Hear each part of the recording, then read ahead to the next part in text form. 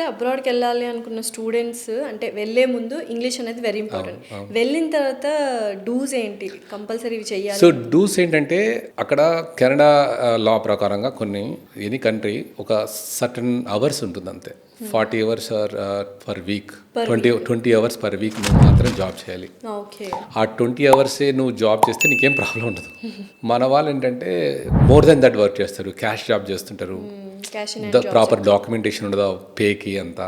So ఇవి తెలిసినప్పుడు చాలా ఛాలెంజెస్ ఉంటాయి వాళ్ళకి. తెలియకుంటే ఎవరు పట్టించుకోరు, తెలిసినప్పుడు it they have to face A problems. అది పంపించేస్తారు కూడా. అవును. ఇంకోటి ఏంటంటే late night hours America, especially America ఇట్లయితే కొద్దిగా జాగ్రత్తగా ఉండాలి. అవి సేఫ్టీ జోన్స్ చూసుకోవాలి. మనకు జాబే కాదు కదా, జాబే కాదు కదా నీకు life. Job is a part of life అంతేగాని it's not life.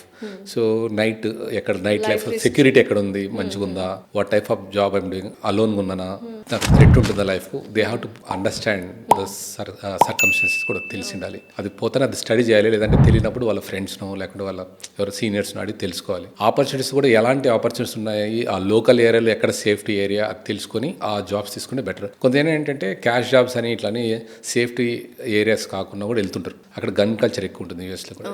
So we have to be prepared for it, you have to be very safe.